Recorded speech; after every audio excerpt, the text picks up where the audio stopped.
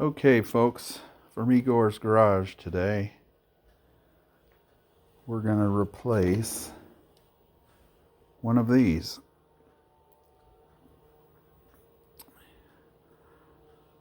I'll try to make this as simple as possible so most of the fasteners aren't even in place. Okay, but I'm going to make it as complete as possible.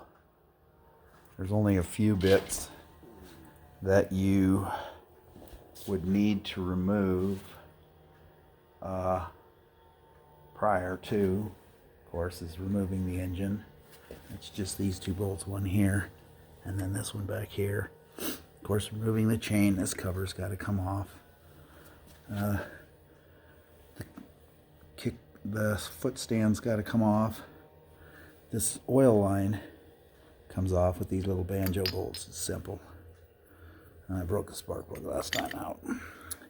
And then, of course, the header over here needs to be removed with these two small 6mm fasteners. The muffler can stay.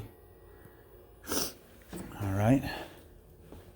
So the first portion would be to remove these 4 fasteners after the engine's removed and the oil's drained. Okay, I've only got one. All right. Then the rocker box comes off. This is what that looks like. You can see the rocker arms in here that lift the valves. Okay. Then next you have the 2 push rods. That's where the name of this engine comes from. These 2 bits right here. There's a short one and a long one. You could mix them up, but the short one goes on the right hand side. Short one goes with the short rocker arm, if you want to remember it that way. All right. Next comes the cylinder head, and that's 4 studs that are going to be sticking out. This demo motor doesn't have them all. 1, 2, 3, 4. There's 6mm nuts to hold those on. Those are what are torqued down to hold the cylinder head on. Doesn't take a lot of torque. You can use even this little 10mm here would be sufficient for putting the torque on that. Okay, then the cylinder head comes off. Okay, here's the cylinder head. That's why they call it a Hemi. As you can see, it's got a hemispherical combustion chamber. This one's got the intake valves not in it. So, all right. Next would be the cylinder has to come off because you're going to have all 4 studs. Mine doesn't, so most of the time I do a demo when I show these things. I don't take the cylinder off, but the cylinder comes off that easy. You'll just have 4 studs doing it. This one's been punched out for the CF130 or S65 piston, right? Okay, after that, and that's to free up these 2 studs that will be coming out of here. There's 4 of them all together. Next, all the fasteners that go around this cover would need to be removed, and then this cover comes off. Okay, now some of you have seen this before anyway. I can't find the proper one of these, but this clutch lifter will be facing dead square center, as you can see. This one's a little long because it goes to the 90, but that goes in there. So you'd lift this off, then you'd take the lifter mechanism off next. Okay, and this small bearing, sorry. Okay, now again, there's a nut, special nut down there. You can see it. That one's actually been taken out with a punch. You're supposed to have the right tool. This is what it looks like, right? And it goes on the end of an extension. I made this one 1,000,000 years ago. I had a genuine Honda one. I don't know where it went, so, but I have that left. Okay, so then let me show you real quick. Where's one? It has one of these little tab bits, right? This is going to keep you from turning that. You have to bend these little tab. One of these little tabs is going to be forced into one of those slots. Okay, pry it out of the slot, and then that's going to free that up so you can turn this nut, that nut, to take out of the end of the crank. That's going to free this bit up here, but you don't need to actually lift that out, because now you can lift the clutch off, right? This is what the clutch looks like for the C100 auto clutch. All right, just a little quick bit of information. This is the secret bit that Honda came up with that kept everyone else from coming up with a nice automatic shifted bike. This is so you can start it. It turns this way, not this way. When you start it, it forces here, pulls the clutches together, turns the engine over. If you have just a centrifugal clutch, there's no way to turn the engine over. And then it has little roller weights inside of it that once the engine speed goes up, the rollers move out and presses the clutch plates together. Here's what we talked about last time. You remove this little cover here, right? Then the camshaft can come out. Just a little secret here too. This is what I do. Let me see if we can see the timing marks. Where are they? Opposite of that. Okay, here's the timing marks. Can you see that? Right there and right there. We're one tooth off right now.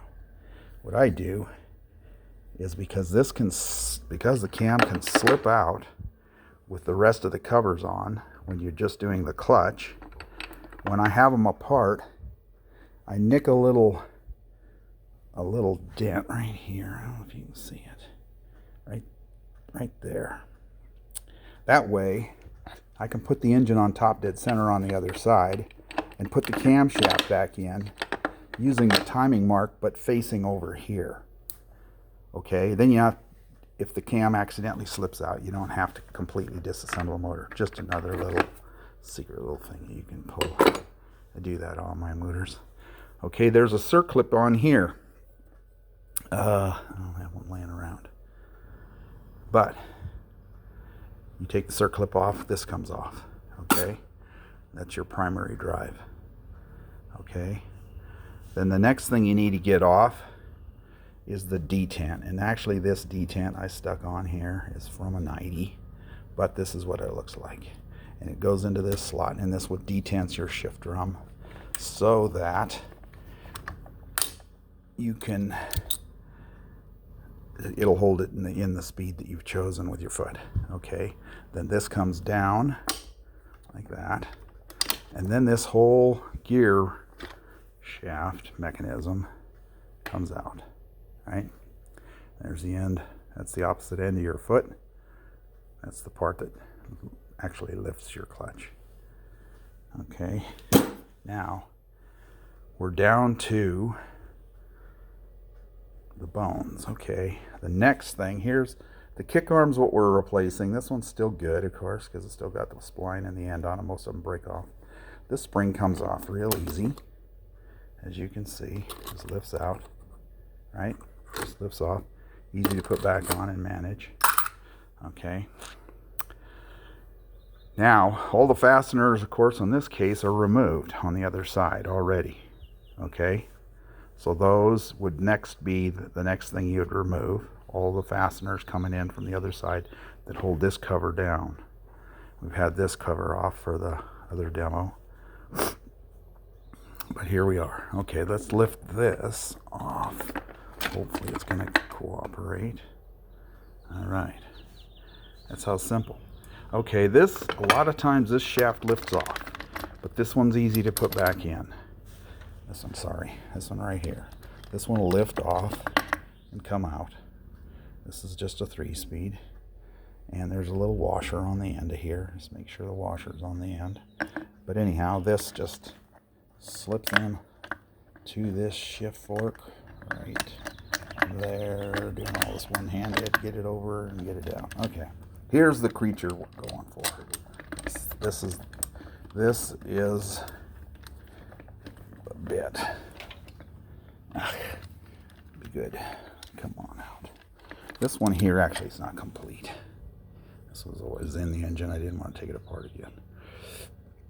This is actually a really early one. This shaft comes out. Those are kind of, you won't see many of those. But here is the creature right here. This is what we're going for. Right here. Okay. The clicking sound you hear when your foot pedal's down and the engine is started is this. And there's a ratchet right here. This never goes bad. Most of the shafts you get are going to have the little ratchet on them. You could replace it. It's got a little keeper on the end. But anyhow, that's the deal. It goes one way, not the other. This is when it goes this way. Of course, the engine's run. And then when you let go of the pedal, then what happens is this metal bit over here goes and lifts that up. So now it'll just spin. So it runs just with the engine, right? So these are the parts you need to see that you maybe need to go easy on. And don't leave your foot down on the bottom so that it's ratcheting for extended lengths of time. Another little bit of advice is this shaft, of course, you can see is not that long. When you kick it, just put the kick lever down. I'll show you over here. This kick lever is another little one I got laying around. When you go to kickstart it, of course, put your foot on it and put it down until you can feel it hit something, until you feel it engage, and then start pushing through and try to follow through in a circular motion, trying not to put so much pressure, outwards, so that you don't put undue pressure on this little spline right here. If you do a wind up, as it were, and start kicking from here, boom, you hit that part. You've put undue stress on all these parts. But if you put your foot down and get started and then kick the engine through, then the shaft will last a lot longer. Anyhow, this is what a 2-star, they call the 2-star. You loosen these 2 screws and then adjust in the center on the early ones.